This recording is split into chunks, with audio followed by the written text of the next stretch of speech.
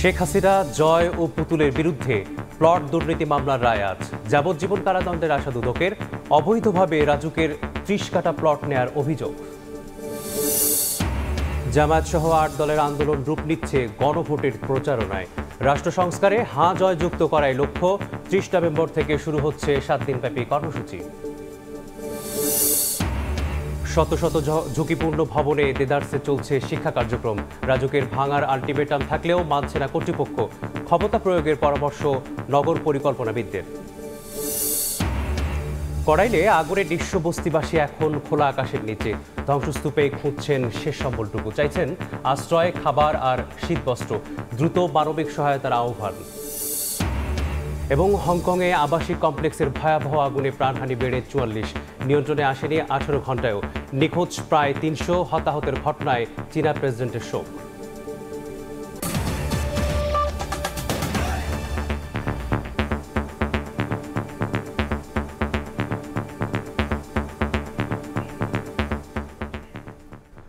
সকালের সময় সঙ্গে আছি আমি মেসবাহুল আলিফ।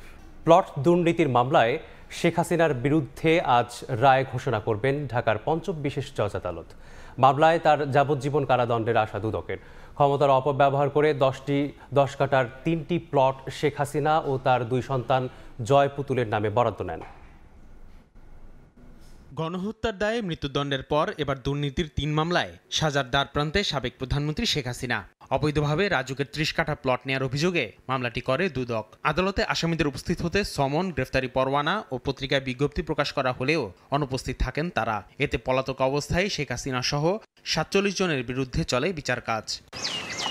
দুদকের অভিযোগপত্রে বলা হয়, রাজুকের আবাসন নীতি লঙ্ঘন করে প্রধানমন্ত্রীত্বের ক্ষমতা বলে ছেলে মেয়ে সহ নিজের নামে সরকারি জমি নেন শেখ হাসিনা। দাখিল করেন মিথ্যা হলফনামাও। সরকারের উচ্চ পর্যায়ের ব্যক্তি হয়ে এমন জালিয়াতির কারণে শেখ হাসিনার যাবজ্জীবন কারাদণ্ড হতে পারে বলে জানান দুদকের আইনজীবী। প্রধানমন্ত্রী থাকা অবস্থায় উনি যে হলফনামাটা দিয়েছেন, মিথ্যা হলফনামা, আমার বিশ্বাস যে তার সাজা আরও বেশি হওয়া উচিত। কারণ একটা দেশের প্রধানমন্ত্রী মিথ্যা কথা বলতে পারেন। দণ্ডবিধির ৪০৯ এই শেখ হাসিনার বিরুদ্ধে চার্জ হওয়ার কারণে তার সর্বোচ্চ সাজা যাবজ্জীবন আমরা প্রার্থনা করেছি। সাবেক প্রধানমন্ত্রীর দুর্নীতি উন্মোচন ও তাকে বিচারের আওতায় আনাকে দুদকের সফলতা হিসেবে দেখছেন সংস্থাটির চেয়ারম্যান। আসার কথা যে আমাদের একটা বড় মামলা, 3টা মামলা মূলত রায়ের খুব কাছাকাছি চলে এসছে এবং এই রায়টা যদি সত্যি হয় এবং রায়টা যদি কনভিকশনে গড়ায়, তাহলে এটার জন্য যতটুকু কৃতিত্ব না দুদকের হবে তার চেয়ে বেশি হবে র্যাকের সদস্যদের, কারণ এই মামলাটার পিছনে সবাই লেগেছিল। মামলার একমাত্র গ্রেফতারকৃত আসামি রাজুকের সাবেক কর্মকর্তা খুরশিদ আলম আত্মপক্ষ সমর্থনে নিজেকে নির্দোষ দাবি করেন। আসিফ মোহাম্মদ সিয়াম, সময় সংবাদ, ঢাকা। এই মুহূর্তে ঢাকা মহানগর দায়রা জজ আদালতে আছেন সহকর্মী আসিফ মোহাম্মদ সিয়াম। সরাসরি যাচ্ছি সেখানে। সাবেক প্রধানমন্ত্রী শেখ হাসিনার আজ প্লট দুর্নীতির মামলায় তার রায় হওয়ার কথা রয়েছে। আজ প্লট জালিয়াতির 3টি মামলায় শেখ হাসিনা, তার 2 ছেলে মেয়ে সজীব ওয়াজেদ জয় ও সাইমা ওয়াজেদ পুতুলের রায় হবে। আমরা ধারণা করছি যে বেলা 11টার পরে আদালত বসবেন এবং তিনি তার কার্যক্রমের শুরুতেই আজ রায় ঘোষণা করবেন। ইতিমধ্যে এই বিচারিক কার্যক্রমের সময় যে 91 জন সাক্ষী সাক্ষ্য দান প্রদান করেছেন, তো সেখান থেকে আমরা যতটুকু জানতে পেরেছি যে প্রধানমন্ত্রী থাকা অবস্থায় তিনি রাজুকের আবাসন নীতিমালা ভঙ্গ করে ক্ষমতার অপপ্রয়োগ করে তিনি পূর্বাচল নতুন শহর প্রকল্পের কূটনীতিক জোনে 3টি প্লট নেন নিজের এবং তার ছেলে মেয়ের নামে। এই প্লট 3টি নেওয়ার সময় তার স্বামী ওয়াজেদ মিয়ার নামে যে সুধা সদনে বাড়ি রয়েছে, সেই বাড়ির কথাটি হলফনামায় তারা গোপন করে এই প্লটটি নেন এবং যেহেতু এই বাড়িটি উত্তরাধিকার সূত্রে শেখ হাসিনা এবং তার ছেলে মেয়ে পেয়েছেন, সেই কারণে রাজুকের আবাসন নীতি অনুযায়ী তারা প্লটের জন্য উপযোগী না হওয়া সত্ত্বেও তারা এই প্লট 3টি নেন। এই অভিযোগেই দুদক মামলাটি করে এবং মামলা করার পরে উঠে আসে যে প্রধানমন্ত্রী কার্যালয় থেকে রাজুক এবং গণপূর্ত ও গৃহায়ণ মন্ত্রণালয়কে সাবেক প্রধানমন্ত্রী নির্দেশ দেন যে তাদেরকে যেন প্লটটি প্রদান করা হয় এবং সেই নির্দেশক্রমেই কোনো ধরনের নিয়ম এবং আবেদন ছাড়াই তাদেরকে প্লটটি বরাদ্দ দেওয়া হয়। এই প্লটে মোট 3টি মামলাতে মোট 47 জন আসামি রয়েছে, যার মধ্যে মাত্র একজন আসামি অর্থাৎ রাজুকের সাবেক কর্মকর্তা খুরশিদ আলম, তিনি আত্মসমর্পণ করেছেন আদালতে এবং শুধুমাত্র তিনি স্টেট ডিফেন্সের সুযোগ পেয়েছেন। বাকি সব আসামিদের আদালতে হাজির হতে সমন জারি করা হয়, গ্রেফতারি পরোয়ানা, এবং পরবর্তীতে পত্রিকায় বিজ্ঞপ্তি প্রকাশ করা হলেও তারা আদালতে তারা হাজির না হওয়ার কারণে তাদেরকে পলাতক ঘোষণা করে মামলার পরবর্তী কার্যক্রম চলে এবং আজকে আমরা আশা করছি যে মামলার রায় হবে। তো এখন পর্যন্ত এই ছিল আমার কাছে সর্বশেষ। যুক্ত ছিলাম ঢাকা মহানগর দায়রা জজ আদালত থেকে। জাতীয় নির্বাচনের আগে গণভোট, সংসদের উভয় কক্ষে পিআর সহ 5 দফা দাবিতে জামায়াত সহ 8 দলের চলমান আন্দোলন মোড় নিচ্ছে ভিন্ন প্রবাহে। আন্দোলনের স্রোতকে কাজে লাগিয়ে গণভোটের রায় রাষ্ট্র সংস্কারের পক্ষে নিতে উদ্যোগ নিয়েছে দলগুলো। প্রথমবারের মতো দলগুলোর শীর্ষ নেতাদের সমন্বয়ে ঢাকার বাইরে কর্মসূচি পালনেরও ঘোষণা এসেছে। বলছেন, জুলাই অভ্যুত্থানের চেতনা বাস্তবায়নে সরকার নয়, জনগণের সঙ্গী হবে দলগুলো। বিস্তারিত থাকছে শফিক মুন্সির প্রতিবেদনে। জাতীয় নির্বাচনের আগে রাষ্ট্র সংস্কারে গণভোট সহ 5 দফা দাবিতে গত সেপ্টেম্বর থেকে রাজপথে সরব 6টি ইসলামী দল সহ 8 রাজনৈতিক দল। তবে প্রধান উপদেষ্টার ভাষণে এবং জুলাই সনদের রাষ্ট্রপতির আদেশে গণভোট ও জাতীয় নির্বাচন একই দিনে করার সিদ্ধান্ত জানিয়েছে সরকার। আগামী জাতীয় সংসদ নির্বাচনের দিনেই গণভোটের আয়োজন করা হবে। সরকারের এমন অবস্থানে নাখোশ জামায়াত সহ 8 দল। তবে গণভোট যখনই হোক, তাতে যেন রাষ্ট্র সংস্কারে জনগণ হ্যাঁ ভোট প্রদান করে, সেজন্য নানা উদ্যোগ নিয়েছে তারা। হ্যাঁ ভোটের পক্ষে জনমত গঠনে 7 বিভাগীয় শহরে সমাবেশের ঘোষণা দিয়েছে 8 দল। আগামী 30 নভেম্বর থেকে শুরু হওয়া 7 দিনব্যাপী এ কর্মসূচিতে প্রথমবারের মতো ঢাকার বাইরে একই মঞ্চে দেখা যাবে 8 দলের শীর্ষ নেতাদের। বিভাগীয় শহরগুলোতে 8 দলের যে প্রথম প্রকাশ্য সমাবেশ দেওয়া হয়েছে, সেখানে আমরা যত কথা বলবো তার মধ্যে এটা আমরা যুক্ত করেছি যে জনগণকে এই সংস্কারের মধ্য দিয়ে যে ফ্যাসিবাদের সাংবিধানিক রূপ লাভ করাটাকে চিরতরে আমরা বন্ধ করতে যাচ্ছি। এটা যে সকলের ত্যাগের বিনিময়ে অর্জিত এই সংস্কার, আপনারা এটাকে হা বলুন। গণভোট তো হবে, একদিন হোক বা আগে পরে হোক। এজন্য আমাদের সিদ্ধান্ত হলো এই বিভাগীয় সমাবেশগুলোতে আমরা এই বিষয়ে আমরা জনগণকে উৎসাহিত করব। সংস্কারের জন্য আমরা গণভোটে হা ভোটের জন্য আমরা ক্যাম্পেইন করব। নেতারা বলছেন, অভ্যুত্থানের চেতনা সমুন্নত রাখার স্বার্থে 5 দফার আন্দোলন রূপ নিচ্ছে গণভোটের প্রচারণায়। হা ভোট বিজয় না হয় সংস্কার হবে না। সংস্কার না হলে আবার যারা ক্ষমতা আসবে সেই 24-এর আগে যে ফেসিবাদ ছিল সেই ফেসিবাদ আবার তৈরি হবে। হা ভোটের কি ফায়দা আর না ভোটে কি অপকারিতা বোঝানোর জন্য কিন্তু আমাদের সমাবেশ প্রয়োজন। আমরা আমাদের প্রত্যেকটা সমাবেশ এটা বারবার করে বলবো। তবে নেতাদের প্রত্যাশা, শেষ মুহূর্তে হলেও জাতীয় নির্বাচনের আগে গণভোট আয়োজনে সরকার উদ্যোগী হবে। সদিচ্ছা থাকলে অনেক কঠিন বিষয় সহজ করা সম্ভব। শফিক মুন্সি, সময় সংবাদ, ঢাকা। অর্থ বছরের শুরুর প্রান্তিকে মূলধনী যন্ত্রপাতির আমদানি বেড়েছে 23%। কেন্দ্রীয় ব্যাংকের নীতি সহায়তার পর ব্যবসা বাণিজ্যে খরা কাটতে যাচ্ছে বলে মনে করে বাংলাদেশ ব্যাংক। তবে ব্যাংক খাত সংশ্লিষ্টরা বলছেন, কোন ধরনের মূলধনী যন্ত্রপাতি আমদানি হচ্ছে তার উপর নির্ভর করবে আর্থিক খাতের ভবিষ্যৎ সফলতা। সেলে সুলতানা রিপোর্ট। বৈশ্বিক বা অন্দরের রাজনীতির অস্থিরতা, মহামারী অথবা কূটকৌশলের টার্গেটে বাণিজ্যিক রুট ও ডলারের বাজারের অস্থিরতা, অর্থনীতি আর নৈতিক দ্বন্দ্বে গত 6 বছর দফায় দফায় হোঁচট খেয়েছে ব্যবসা বাণিজ্য। সর্বশেষ জুলাই অভ্যুত্থানের পর আর্থিক খাতের অস্থিরতায় ব্যবসা বাণিজ্যে ধীরগতি প্রভাব ফেলে মোটা দাগে। বিদেশি বিনিয়োগকারীদের বায়না, সরকার আসার অপেক্ষায় থাকতে চান তারা। নতুন সরকারের বাণিজ্য নীতির দিকে তাকিয়ে দেশের ব্যবসায়ীরাও। এদিকে অর্থবছরের প্রথম প্রান্তিকে আসে সুখবর। 1 বছর পর মূলধনী যন্ত্রপাতি ও শিল্পের কাঁচামাল আমদানির ঋণপত্র বেড়েছে 23%। জুলাই থেকে সেপ্টেম্বরে মূলধনী যন্ত্রপাতির আমদানিতে ব্যাংকের ঋণপত্র খোলা হয়েছে $47 কোটি বেশি। কেন্দ্রীয় ব্যাংকের বিশেষ নীতি সহায়তায় ব্যবসা বাণিজ্যে ফিরেছেন অনেক ব্যবসায়ী। এতে বাণিজ্যে খরা কাটতে যাচ্ছে বলে মনে করে বাংলাদেশ ব্যাংক। এই ইম্পোর্টের কারণে উৎপাদন বৃদ্ধি পাবে। স্বাভাবিকভাবে উৎপাদন বৃদ্ধি পেলে দুটো ইফেক্ট দেখব। এক নম্বর হলো আমাদের এক্সপোর্ট বৃদ্ধি পাবে, আর এক্সপোর্ট যদি না হয়, উৎপাদিত পণ্য যদি লোকাল মার্কেটে ব্যবহৃত হয়, সেটা ইম্পোর্টের সাবসিডি পণ্য হিসেবে ব্যবহৃত হবে। এদিকে ব্যাংক খাত সংশ্লিষ্টরা বলছেন, কোন ধরনের মূলধনী যন্ত্রপাতি আমদানি হচ্ছে তা পর্যবেক্ষণ করা প্রয়োজন। ইন্ডাস্ট্রি শুরু করতে গেলে তো আমদানি করতে হচ্ছে, বিএমআরই করতে গেলে তারপরে বিএম মেশিনারি কিছু ইম্পোর্ট করতে। এইগুলি কিন্তু positive step because of the positive policy taken by the government.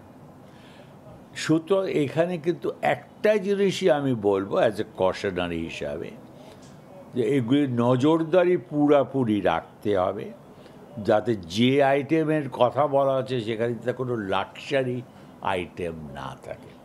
এরই মধ্যে লালদিয়া ও পানগাঁও কন্টেইনার টার্মিনাল নিয়ে চুক্তি করে অন্তর্বর্তীকালীন সরকার, যার সঠিক ব্যবহার বাণিজ্যকে আরও গতিশীল করবে বলে মনে করে বাংলাদেশ ব্যাংক। সিলিয়া সুলতানা, সময় সংবাদ, ঢাকা। খুলনা বেসিক শিল্প এলাকায় সংযোগ প্রক্রিয়া এগিয়ে যাওয়ার পরও আটকে আছে গ্যাস সরবরাহ। আড়ংঘাটা থেকে বেসিক শিল্প নগরী পর্যন্ত 8 কিলোমিটার নতুন পাইপলাইন বসানো হয়েছে গত আগস্টে। অর্থনীতিবিদরা বলছেন, গ্যাসের অভাবে নতুন বিনিয়োগকারীরা আগ্রহী না হওয়ায় বাড়ছে না অর্থনৈতিক গতিশীলতা। নিয়ামুল হোসেন কচির তোলা ছবিতে আব্দুল আল মামুন রুবেলের রিপোর্ট।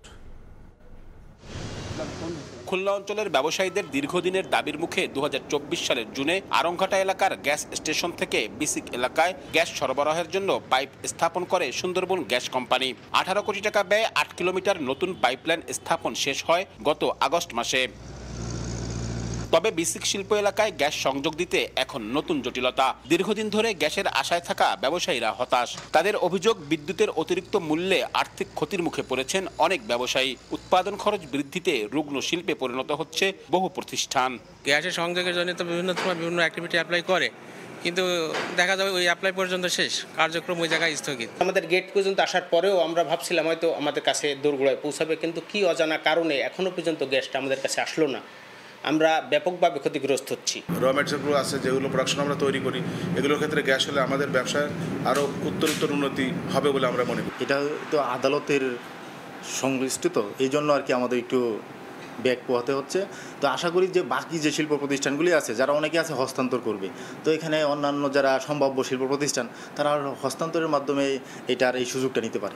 অর্থনীতিবিদরা বলছেন, গ্যাস সংযোগের অভাবে বিসিক এলাকায় নতুন বিনিয়োগকারীরা আগ্রহী হচ্ছেন না, বাড়ছে না অর্থনৈতিক গতিশীলতাও। গ্যাস সংযোগ থাকলে এই অঞ্চলে প্রোডাকশন ক্যাপাসিটি বাড়বে এবং এখানকার শ্রমিকের কর্মসংস্থান সৃষ্টি হবে।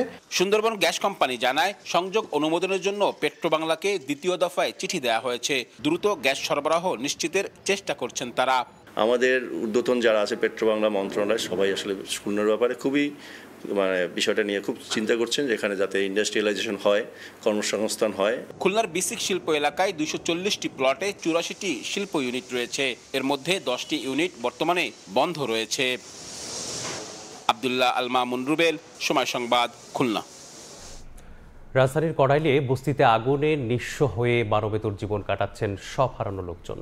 পুড়ে যাওয়া ধ্বংসস্তূপ থেকে খুঁজে বের করার চেষ্টা করছেন শেষ সম্বলটুকু।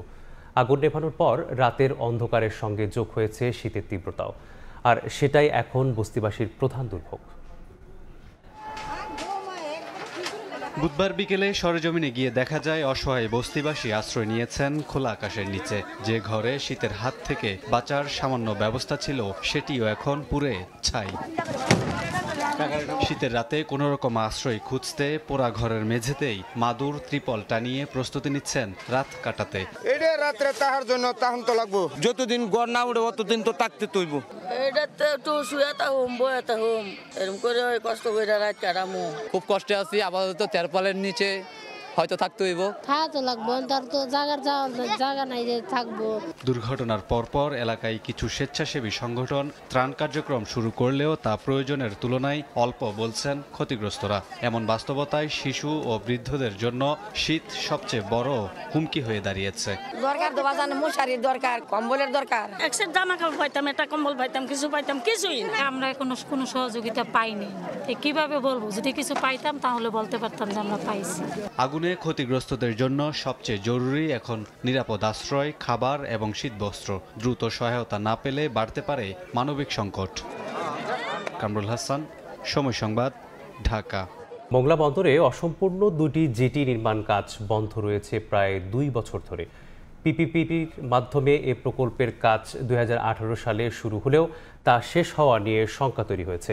যদিও বন্দর কর্তৃপক্ষ ও বিনিয়োগকারী প্রতিষ্ঠান বলছে নির্ধারিত নতুন সময়ে কাজ শেষ হবে। আব্দুল হালিমের ছবিতে আব্দুল আল মামুন রুবেলের রিপোর্ট। বার্ষিক 1 লাখ কন্টেইনার হ্যান্ডেলিং সক্ষমতা অর্জনে 2018 সালে মোংলা বন্দরে নতুন 2টি জেটি নির্মাণ কাজ শুরু হয়। পাবলিক প্রাইভেট পার্টনারশিপ চুক্তির আওতায় প্রকল্পটি বাস্তবায়নের দায়িত্ব পায় সাইফ পাওয়ারটেক লিমিটেড নামে একটি প্রতিষ্ঠান। প্রকল্পের মধ্যে আছে 22 একর জায়গার উপর বর্তমান জেটির পাশেই 183 মিটার দীর্ঘ 2টি জেটি, একটি container yard, fuel station, multipurpose ভবন, ওয়ার্কশপ বিল্ডিং সহ মোট 7টি ভবন নির্মাণ। ব্যয় ধরা হয়েছে প্রায় 1800 কোটি টাকা। 2024 সালের শুরুর দিকে হঠাৎ নির্মাণ কাজ বন্ধ হয়ে যায়। এর আগে প্রকল্পের কাজের অগ্রগতি হয় 62%। বন্দর কর্তৃপক্ষের দাবি, বিনিয়োগকারী প্রতিষ্ঠানের সঙ্গে যোগাযোগ করে দ্রুত কাজ শুরুর ব্যাপারে পদক্ষেপ নেওয়া হচ্ছে। বন্ধ থাকার কারণে আমরা সংশ্লিষ্ট ঠিকাদারের সাথে আমরা নিয়মিত যোগাযোগ করছি। ইতিমধ্যে কিন্তু আমরা একটা মিটিংও করেছি তাদের সাথে, এবং তারা তাদের আশ্বস্ত করেছে যে দ্রুত সময়ের ভিতর কিন্তু তারা কাজ শুরু করবে। বিনিয়োগকারী প্রতিষ্ঠান বলছে আর্থিক সংকটের কারণে আপাতত কাজ বন্ধ থাকলেও দ্রুত নতুন করে কাজ শুরু করবেন তারা। আমাদের কিন্তু 62% কাজ কমপ্লিট হয়ে গেছে এবং মেইন কাজগুলি কমপ্লিট।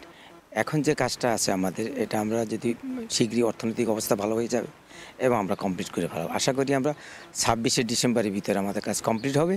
বেসরকারি উদ্যোগকে স্বাগত জানালেও অর্থনীতিবিদরা বলছেন দীর্ঘদিন কাজ বন্ধ থাকায় বন্দরের সামগ্রিক পরিকল্পনা বাধাগ্রস্ত করে। এখানে ইপিজেড রয়েছে, অর্থনৈতিক ইকোনমিক জোন রয়েছে, শিল্প কলকারখানা রয়েছে, যার সঙ্গে হয়তো সামগ্রিক পরিকল্পনাটা জড়িত। যেটি নির্মাণটা বিলম্ব হয়ে থাকে তাহলে সেটা অন্য গভর্নমেন্টের পরিকল্পনাটাকেও প্রভাবিত করবে। মোংলা বন্দরের সঙ্গে 30 বছরের চুক্তি অনুযায়ী 2 বছরের নির্মাণ ও 28 বছরের অপারেশন কার্যক্রম চালানোর কথা রয়েছে বিনিয়োগকারী প্রতিষ্ঠানের।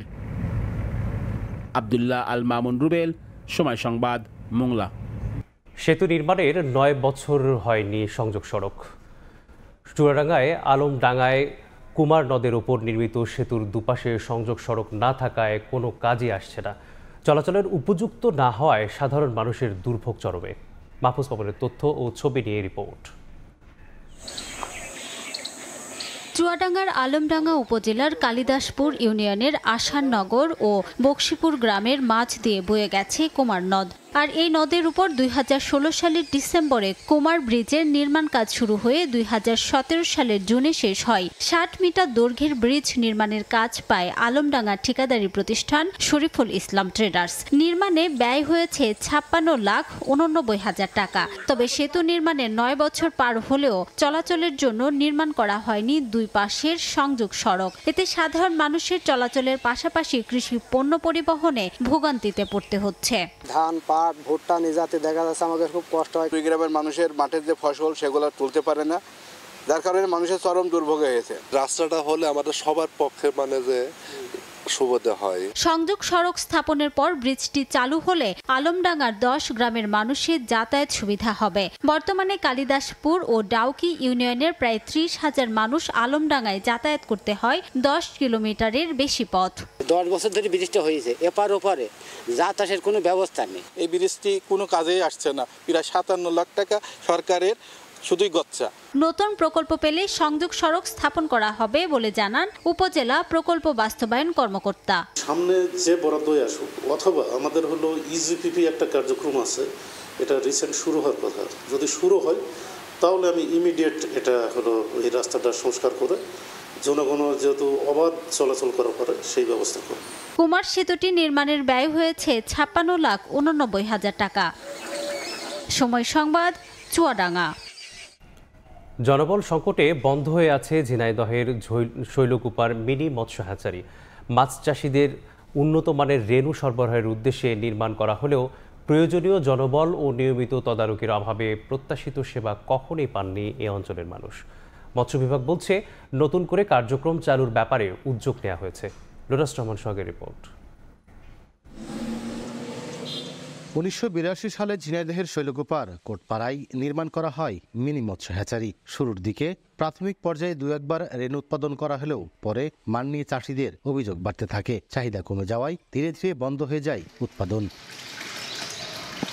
1986 সালের দিকে পুরো হ্যাচারিটি পরিত্যক্ত হয়ে পড়ে। 2015 সালে আবারও কিছুদিনের জন্য পুনঃ উৎপাদন শুরু করে মৎস্য বিভাগ। জনবল সংকটের কারণে সে বছরই দ্বিতীয় দফায় বন্ধ হয়ে যায়। এরপর আর চালু হয়নি প্রতিষ্ঠানটি। দিন দিন নষ্ট হচ্ছে যন্ত্রপাতি ও অবকাঠামো। স্থানীয়রা বলছেন হ্যাচারিটি বন্ধ থাকায় বাড়তি দামে বাইরে থেকে রেণু সংগ্রহ করতে হচ্ছে তাদের। এই হ্যাচারি থেকে নতুন উৎপাদন কখনো দেখিনি এবং যেটা বন্ধ থাকে বাইরের লোকজন কেউ আসা যাওয়া করে এরকম কিছু না।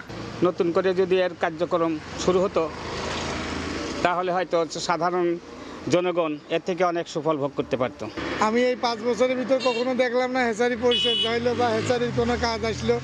এত নোংরা ময়লা মাটি এত মনে হয় না যে এটা সরকারি প্রতিষ্ঠান। সরকার এত টাকা দিয়ে হ্যাচারি করে যদি জনগণের কাজই যদি না লাগে তাহলে এটা করে লাভ কি? পুনঃ উৎপাদন হলে ভালো হয়তো। আমাদের এলাকার যারা চাষ করে পুকুরে মাছ দেয় তারা হলো এখান থেকে পুনঃ নিতে পারে সহজে। তবে শিগগিরই হ্যাচারিটি চালুর আশ্বাস মৎস্য বিভাগের। এই বছর থেকে প্রোডাকশনে যাওয়ার কথা। আমাদের এখানে গত 13 তারিখ অর্থাৎ বৃহস্পতিবার আমাদের বিভাগীয় যে পরিচালক স্যার সে আসছিল এবং খুব দ্রুত আমরা একজন লোক পাবো এবং তার মাধ্যমে এখানে প্রোডাকশন শুরু হবে ইনশাল্লাহ। মৎস্য অফিসের তথ্য মতে প্রতি মৌসুমে অন্তত 40 কেজি রেণু উৎপাদনের সক্ষমতা রয়েছে হ্যাচারিটির, যা থেকে পোনা মাছ উৎপাদন হবে 40 লাখের বেশি। লোটাস রহমান সোহাগ, সময় সংবাদ, ঝিনাইদহ। জাতীয় প্রাণী সম্পদ সপ্তাহ 2025 উদযাপনে মানিক মিয়া এভিনিউতেও শুরু হয়েছে বর্ণাঢ্য র্যালি। এতে যোগ দিয়েছেন মৎস্য ও প্রাণী সম্পদ উপদেষ্টা ফরিদ আক্তার। এই মুহূর্তে সেখানে আছেন সহকর্মী ফরহাদুর রহমান। সরাসরি যাচ্ছি তার কাছে। জাতীয় প্রাণী সম্পদ সপ্তাহ উপলক্ষে আজকে সকালে যে র্যালিটি শুরু হওয়ার কথা ছিল এটি এই মুহূর্তে প্রস্তুতি চলছে এবং আমরা দেখতে পাচ্ছি প্রাণী সম্পদের সাথে সংশ্লিষ্ট যারা আছে, বিশেষ করে সরকারি কর্মকর্তা এবং বিভিন্ন এলাকার যারা আসলে মৎস্য প্রাণী সম্পদের সাথে সম্পৃক্ত বিভিন্ন শ্রেণী পেশার মানুষ, কর্মজীবী মানুষ, তারা এখানে অংশগ্রহণ করেছেন এবং তারা আসলে এখানে যে উদ্দেশ্য এই বছর চলতি বছরে প্রাণী সপ্তাহ পালনের যে উদ্দেশ্য সেটিকে সামনে রেখে তারা নানান স্লোগানের প্লেকার্ডের নিয়ে কিন্তু এই র্যালিতে অংশগ্রহণ করেছেন। কোথাও কোথাও আমরা আসলে দেখছি যে পুষ্টির যে চাহিদা আসলে প্রাণী সম্পদ পূরণ করে সেটির জন্য যে উৎসাহমূলক প্লেকার্ড সেগুলো আমরা দেখতে পাচ্ছি এবং এই বছর একটু জানিয়ে রাখি যে দেশীয় জাত আধুনিক প্রযুক্তি প্রাণী সম্পদই হবে উন্নতি, সেই প্রতিপাদ্যকে সামনে নিয়ে 7 দিন ব্যাপী প্রাণী সপ্তাহ উদযাপন চলছে। গতকালকে এটির উদ্বোধন হয়েছে, আজকে দ্বিতীয় দিন। আজকে দ্বিতীয় দিনের উদযাপন উপলক্ষে র্যালিটি অনুষ্ঠিত হচ্ছে এবং ইতিমধ্যে আমরা দেখতে পাচ্ছি মৎস্য প্রাণী সম্পদ উপদেষ্টা ফরিদা আক্তার তিনি র্যালিতে নেতৃত্ব দিচ্ছেন এবং তার নেতৃত্বে র্যালিটি শুরু হচ্ছে মানিক মিয়া এভিনিউতে।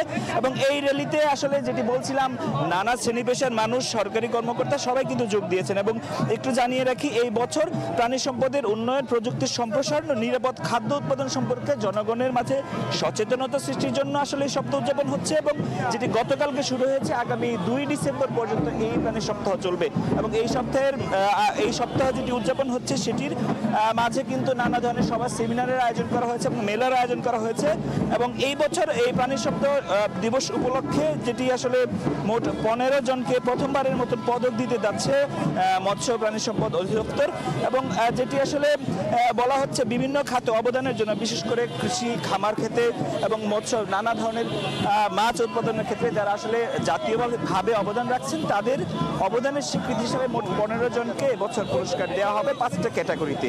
এবং আজকে যেটি আসলে র্যালিটি শুরু হয়েছে আমরা দেখেছি নানান হরিজন সম্প্রদায়, বেদে সম্প্রদায় এবং অন্যান্য সম্প্রদায় থেকেও আসলে এই র্যালিতে অংশ নিয়েছেন। এবং আরেকটু ব্যাপারে একটু জানিয়ে রাখি, এই সপ্তাহের যে উৎপাদনের উদ্দেশ্য যেটি সেটির প্রযুক্তির সম্প্রসারণ, অর্থাৎ নানা ক্ষেত্রে প্রাণী সম্পদের সঙ্গে যারা সংশ্লিষ্ট তারা কিভাবে আসলে আরও আধুনিক প্রযুক্তিকে কাজে লাগিয়ে দেশের মূল উৎপাদনে যুক্ত হতে পারবেন সেটির ক্ষেত্রে কিন্তু বিশেষ গুরুত্ব দেওয়া হচ্ছে। তো মানিক মিয়া অ্যাভিনিউ থেকে যে র্যালিটি আসলে শুরু হয়েছে এটি পুরাতন বাণিজ্য মেলা মাঠে দিয়ে শেষ হবে। তো এখন পর্যন্ত এই ছিল আমার কাছে এই র্যালির সবশেষ খবর। যুক্ত ছিলাম রাজধানীর মানিক মিয়া অ্যাভিনিউ থেকে। গাজার খান ইউনুসে আল আকসা বিশ্ববিদ্যালয়ের ভাঙা ভবন আর সারি সারি তাঁবুর ভেতরেই চলছে হাজারো শিক্ষার্থীর টিকে থাকার লড়াই। বাস্তুচ্যুত পরিবারগুলোর ভিড়ে বিশ্ববিদ্যালয় এখন আশ্রয় কেন্দ্র। ক্লাসরুমের স্বপ্ন ঠাঁই নিয়েছে পানির জন্য লাইনে দাঁড়ানো, বৃষ্টির ভেজা তাঁবু আর অনিশ্চিত অনলাইন শিক্ষায়। যুদ্ধবিধ্বস্ত এ ক্যাম্পাসেই থেমে আছে রাজান আল সাইদি সহ হাজারো শিক্ষার্থীর স্বপ্ন। যুদ্ধবিরতির পর রাফা থেকে আল আকসা বিশ্ববিদ্যালয়ে এসে রাজান দেখেন ইসরায়েলি সেনাদের হামলায় বিধ্বস্ত ক্যাম্পাস। যদিও এখন সেখানে আশ্রয় নিয়েছেন শরণার্থীরা। তাঁবু, খাবার আর বিশুদ্ধ পানির সংকটে জর্জরিত পরিবারগুলো। নিজ শিক্ষা প্রতিষ্ঠানে ক্লাস করার পরিবর্তে এখন তাকে বের হতে হচ্ছে পানির খোঁজে। যুদ্ধবিধ্বস্ত গাজার প্রায় 40,000 শিক্ষার্থী এখন অনলাইন ক্লাসে নির্ভরশীল। তবে অস্থায়ী আশ্রয়, দুর্বল ইন্টারনেট, বিদ্যুৎ বিচ্ছিন্নতা সব মিলিয়ে উচ্চশিক্ষা তাদের জন্য হয়ে উঠেছে প্রতিদিনের সংগ্রাম। আমার স্বপ্ন ছিল আল আকসা বিশ্ববিদ্যালয়ে পড়া, অধ্যাপকদেরকে সামনে থেকে দেখার, তাদের থেকে সরাসরি শিক্ষা গ্রহণ করার। সেখানে সদা বোর্ড থাকবে, চেয়ার টেবিল থাকবে। তবে আমি এমন বাস্তুচ্যুতি আশা করিনি। অনলাইন ক্লাসের বদলে আমি আবার বিশ্ববিদ্যালয়ের ভেতরে গিয়ে ক্লাস করতে চাই। 37,000-এর বেশি মানুষ আল আকসা বিশ্ববিদ্যালয়ে গাদাগাদি করে থাকছেন, যাদের অনেকের ঘরবাড়ি নিশ্চিহ্ন হয়ে গেছে। অনেকে হারিয়েছেন পরিবার। নিরাপদ পানি, খাবারের মতো মৌলিক চাহিদা নিশ্চিত না হলে শিক্ষায় ফেরার পথ আটকে আছে অনেকের। অর্জিতা শেহজিন, সময় সংবাদ। দেখছেন সকালের সময়। টি-20 বিশ্বকাপের আগে শেষ আন্তর্জাতিক সিরিজ খেলতে নামছে বাংলাদেশ। আয়ারল্যান্ড সিরিজে সেরা একাদশ নিয়ে সর্বোচ্চ প্রস্তুতি নেয়ার লক্ষ্য অধিনায়ক লিটন কুমার দাসের। এবার শুধু কঠিন চ্যালেঞ্জই নয়, সিরিজ জয়ের প্রত্যাশা করেছেন উইকেট কিপার ব্যাটার। অন্যদিকে এই ভেন্যুতেই শেষ ম্যাচ জিতেছিল আইরিশরা। সেই স্মৃতি দিচ্ছে বাড়তি আত্মবিশ্বাস। ম্যাচটি শুরু হবে সন্ধ্যা 6টায়। চট্টগ্রাম থেকে সাব্বির মিথুনের প্রতিবেদন। বছর শেষ হলেই টি-20 বিশ্বকাপ, এর আগে সবশেষ আন্তর্জাতিক সিরিজ। টিম কম্বিনেশন যাচাই বাছাইয়ের শেষ সুযোগ টিম টাইগার্সের সামনে। চট্টগ্রামে সে প্রস্তুতি নিচ্ছে বাংলাদেশ। প্রতিপক্ষ অপেক্ষাকৃত দুর্বল হলেও বাংলাদেশ অধিনায়কের প্রত্যাশা কঠিন চ্যালেঞ্জ। আগের সিরিজে হোয়াইট ওয়াশের তিক্ত অভিজ্ঞতা ভুলে এবার সেই চ্যালেঞ্জ উতরে সিরিজ জেতার লক্ষ্য স্বাগতিকদের। টাফ সিচুয়েশনে পড়ার পর যে জিনিসটা হয়েছিল লাস্ট সিরিজে আমরা জিততে পারিনি, বাট এবার চেষ্টা করবো যেন ওখান থেকে টাফ থেকে বের হয়ে যেন ম্যাচগুলো উইন করতে পারি। সবচেয়ে বেশি চিন্তার কারণ মিডল অর্ডার। সাম্প্রতিক সময়ে সেখানে হতশ্রী পারফরমেন্স টিম বাংলাদেশের। আয়ারল্যান্ডের বিপক্ষে এই জায়গাটা নিয়েই কাজ করতে চাইবে টিম ম্যানেজমেন্ট। সন্ধ্যায় ম্যাচ হওয়ায় চিন্তায় আছে শিশিরও। এদিকে টেস্টে প্রতিদ্বন্দ্বিতা করতে না পারা আইরিশরা শর্টার ফরম্যাটের সঙ্গে পাচ্ছে বাড়তি আত্মবিশ্বাস। এই মাঠে সবশেষ খেলার টি-20তে বাংলাদেশকে হারানোর স্মৃতি রয়েছে তাদের। রঙিন পোশাকে সে কাজটা আবারও করতে চাইবে সফররতরা। টেস্ট তো আমরা তেমন খেলি না, তবে শর্টার ফরম্যাটে আমাদের অভিজ্ঞতা ভালো, বেশ স্বাচ্ছন্দ্য পাই। সাম্প্রতিক সময়ে আমাদের বেশ ভালো কিছু জয়ও আছে, সিরিজ জয়ও আছে, তাই আমরা আত্মবিশ্বাসী। সাগরিকা স্পোর্টিং উইকেটে রান উৎসব দেখার সম্ভাবনা তীব্র, তবে শিশিরের কারণে টস ভাগ্যটাও হবে ভীষণ গুরুত্বপূর্ণ। টি-20 বিশ্বকাপের আগে সবশেষ আন্তর্জাতিক সিরিজ। এই সিরিজে পরীক্ষা নিরীক্ষার সুযোগ রয়েছে বহু, তবে টিম ম্যানেজমেন্ট কি শুধুমাত্র একটা জয়ের জন্যই নামবে কিনা সেটাই এখন দেখার বিষয়। এবং এই সবশেষ সিরিজেও যদি বেঞ্চ শক্তি না দেখা হয়, তাহলে টি-20 বিশ্বকাপের আগে আরও একটা অপূর্ণ প্রস্তুতি নিয়ে বাংলাদেশ যাবে বিশ্বকাপ খেলতে। চট্টগ্রাম থেকে সাব্বির মিথুন, সময় সংবাদ। এ পর্যায়ে শীর্ষ সংবাদগুলো জানিয়ে দিচ্ছি আরেকবার।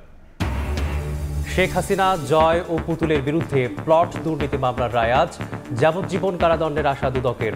অবৈধভাবে রাজুকের 30 কাঠা প্লট নেয়ার অভিযোগ। জামাত সহ 8 দলের আন্দোলন রূপ নিচ্ছে গণভোটের প্রচারণায়। রাষ্ট্র সংস্কারে হাঁ জয়যুক্ত করাই লক্ষ্য। 30 নভেম্বর থেকে শুরু হচ্ছে 7 দিনব্যাপী কর্মসূচি। এবং শত শত ঝুঁকিপূর্ণ ভবনে দেদারসে চলছে শিক্ষা কার্যক্রম। রাজুকের ভাঙার আলটিমেটাম থাকলেও মানছে না কর্তৃপক্ষ। ক্ষমতা প্রয়োগের পরামর্শ নগর পরিকল্পনাবিদদের।